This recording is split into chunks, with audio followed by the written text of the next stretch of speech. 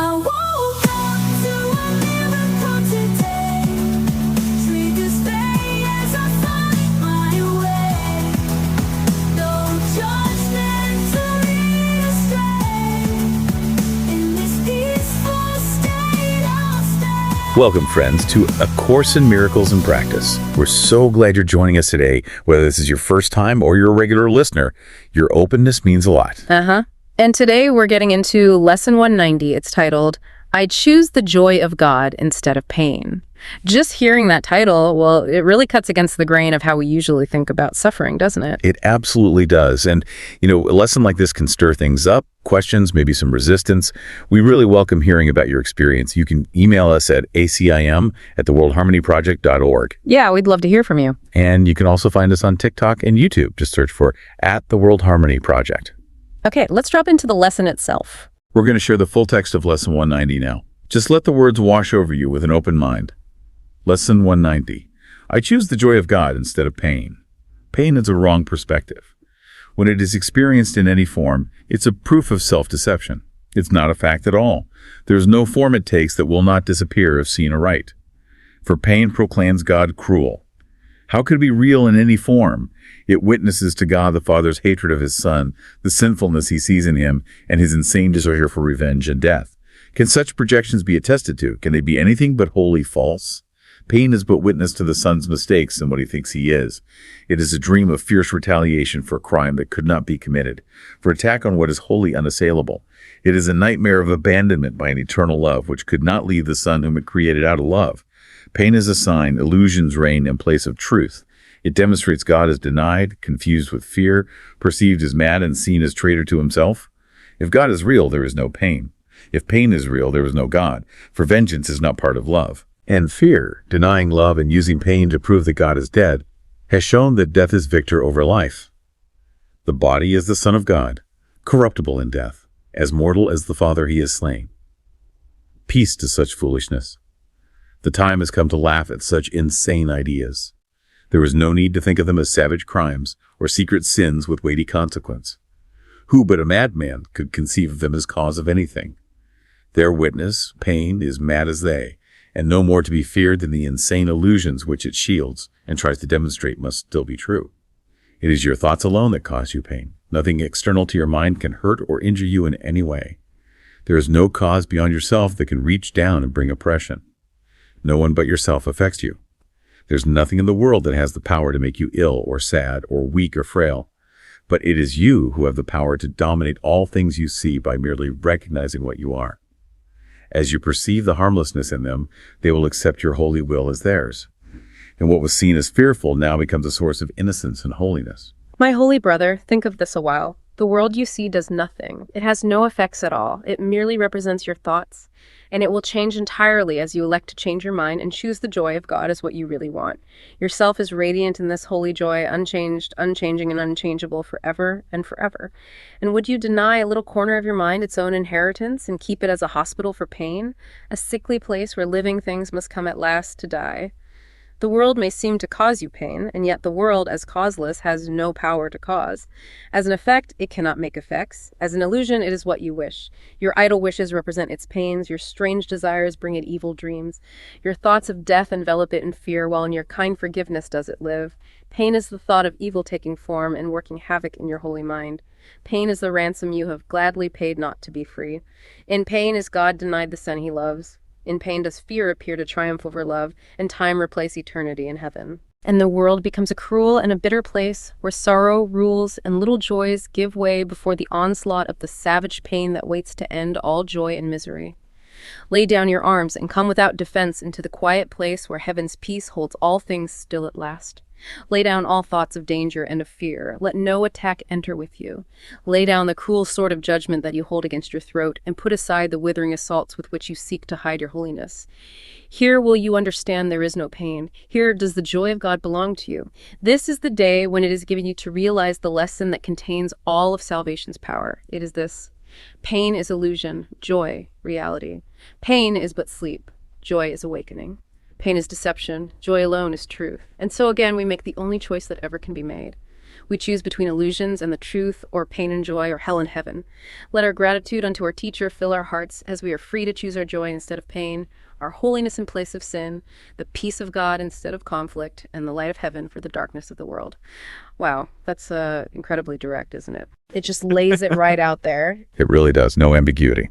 So, choosing joy. Let's unpack what that really means. The Course is suggesting it's more than just, feeling happy. It's a fundamental state of being, a recognition of truth. Okay, let's pull out the core ideas here for clarity. The first big one. Pain isn't actually a fact. It's presented as a mistake in perception, a kind of self-deception that can dissolve when you see it correctly. It's not ultimately real. Mm-hmm. And secondly, this idea that pain portrays God as cruel. So if you believe pain is real, you're kind of implicitly buying into this idea of a vengeful or punishing God, which the Course says is just completely false. Right. And the third takeaway, which is huge, nothing outside of you can actually cause you pain. Only your own thoughts have that power. And the good news there is you can change your thoughts. You have that power. Absolutely. And that leads to the fourth point. Choosing joy is choosing truth. Pain belongs to the ego's thought system, the part of the mind caught up in separation, fear, guilt. But joy, that's your natural inheritance. It's who you really are. So, okay, if pain isn't real, what do we do when we feel it? Because we do feel it. Yeah. And the Course isn't saying just pretend it's not there, is it? No, not at all. It's asking us to question our understanding of pain. What do you believe it is? Where do you think it originates? It's a radical shift in perspective. Because we're so conditioned, aren't we? To see pain as inevitable, maybe even something noble to endure, like it proves something. Exactly. We build narratives around it. But Yeah. this lesson just cuts through all that. Pain is a wrong perspective. It's proof of self-deception. That's a serious challenge to how most of us operate. Yeah, and it can be tough to swallow, especially when society often seems to, validate suffering, makes it seem necessary for growth or character. Right. The Course takes a different route. It doesn't really argue with those ideas directly. It just undermines them with this core logic. If God is only love, then pain can't come from God. And if it's not from God, it can't be truly real.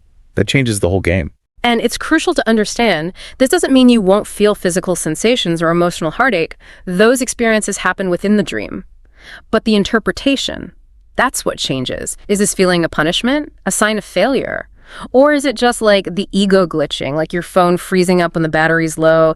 It's a faulty signal, not the truth about you. That's such a helpful way to put it, a faulty signal. So it's not about denying the experience, but reassigning its meaning. It reminds me of that idea of pain being like smoke from a fire that isn't actually real. The smoke seems real, you can smell it, maybe it stings your eyes, but the source is illusory. Precisely. And then there's that line, pain is the ransom you have gladly paid not to be free. That one goes deep. It suggests there's some part of us subconsciously that believes we need to suffer, that maybe pain makes us worthy or safe or earns us something down the line. Oh, definitely. You see how pain gets woven into everything, how we connect with others, how we justify feeling angry or victimized, how we hold on to certain identities. We even think suffering now buys us peace later. And the Course just asks, why wait? Choose peace now. Yeah. And when it says the world you see does nothing, that can sound strange. It's not saying events don't happen. It means the world itself, the images, the circumstances, they have no inherent power to cause your state of mind if you choose joy. Pain isn't the world attacking you. It's your mind interpreting the world through fear. Mm-hmm. And that phrase, the cruel sword of judgment that you hold against your throat, it's so vivid. It really points to how harsh we can be with ourselves. Not always in big dramatic ways, but that constant low-level inner critic. Yeah, that's often the most persistent pain, isn't it? That background hum of not good enough, should have done better, comparing, regretting. It's exhausting. And the instruction here is just lay it down, not analyze it into submission, not fight it, just let it go. And that's where the joy is. It's not something you achieve after you fix all the problems. It's what's naturally there when you stop believing in the problems, when you release the illusion of separation. Joy isn't the reward, it's the reality that gets uncovered. It's like you've been wearing noise-canceling headphones your whole life, thinking that silence is all there is.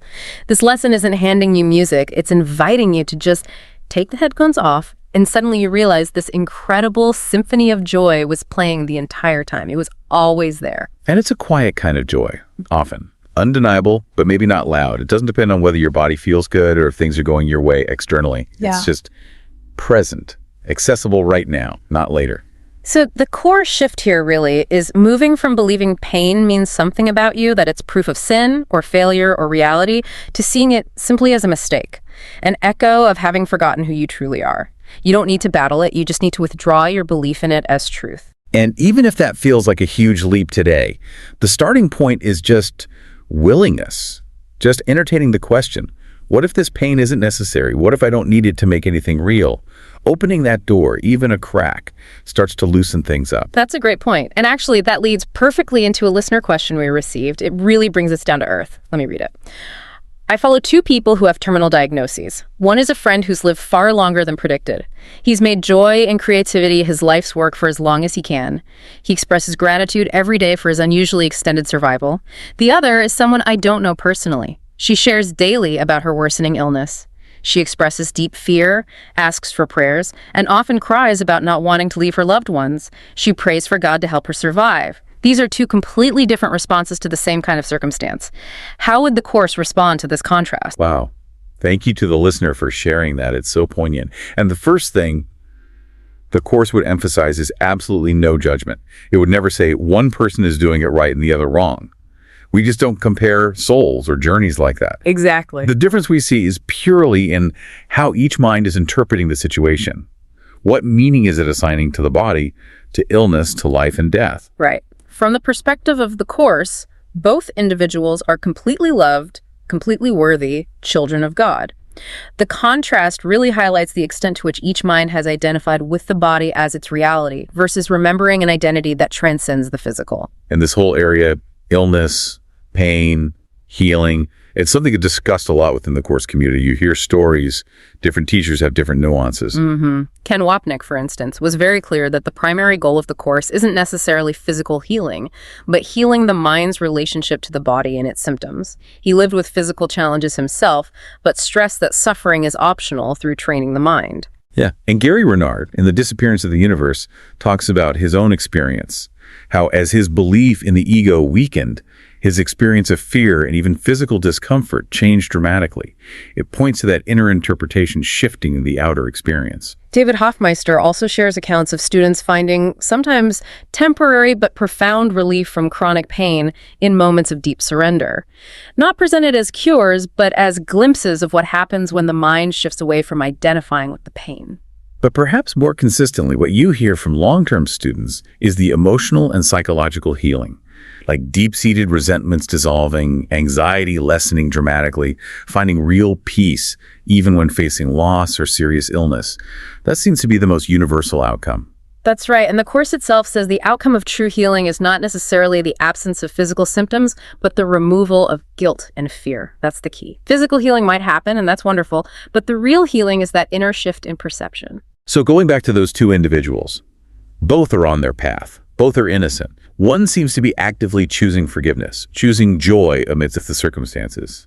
The other is expressing a very understandable fear, which is really a call for love. And that's something we can respond to in our own minds. Exactly. When we witness situations like these, it becomes our practice. Can we choose joy instead of pity for the one who seems happy? Can we choose trust instead of fear for the one who is afraid?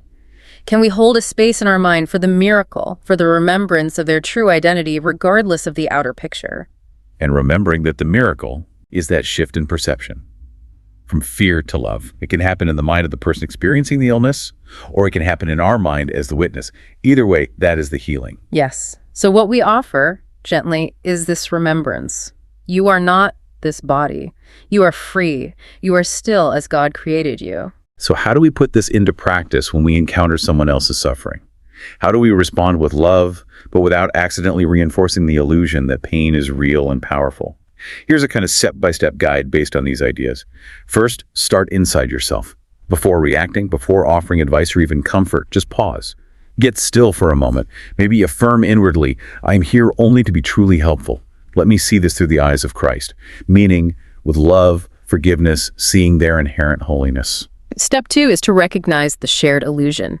Whether they seem joyful or terrified, both responses are still about the body's story, so silently acknowledge this situation, this illness, this fear. This is not who they really are. They are the Holy Son of God, forever untouched. Third, respond to the call for love. Remember, every expression is either love or a call for love. Fear is a call for love. Even skewed expressions of joy might be covering a call for love. So let your response, whatever form it takes, maybe just quiet presence, maybe a kind word, maybe just a mental blessing, be rooted in love. Fourth, and this is crucial, withhold judgment. Don't compare them. Don't think one is handling it better. Judgment just reinforces separation. Instead, you could hold this prayer. Let me see only the truth in both of them. Help me not use either story to make the body seem real. Step 5 is offering the miracle. You extend this thought, silently or perhaps gently aloud if it feels right. You are not alone. You are as God created you, eternal, whole, and free. I choose to remember this for you, right now until you can remember it for yourself. And finally, step 6. Choose again for yourself. If witnessing their situation brings up your own fear, sadness, or judgment, pause again. Apply today's lesson. I choose the joy of God instead of pain. Holy Spirit, I release this story, this fear to you. That's really it. It's not about fixing or saving. It's about remembering the truth for them and for yourself and being a space where peace can be chosen again. That really captures how we offer a miracle. So summing up today's lesson. The big takeaway, I think, is that pain isn't proof of anything real. It's not a teacher we have to learn from. It's not holy. It's not necessary. It's fundamentally a mistaken signal.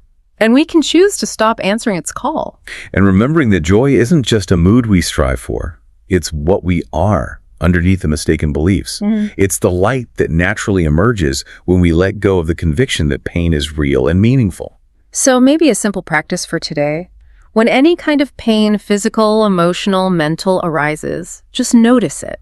And instead of immediately trying to fix it or justify it or understand its lesson, just gently question its reality. Ask yourself, what if I don't actually have to believe in this? And let the answer be an opening towards joy. Let's hold this affirmation together. Yeah. I am not a body. I am free. I choose the joy of God instead of pain. Thank you for exploring this with us today. We'll be back tomorrow. Until then, just rest in this possibility. Remember who you are and choose again whenever you need to.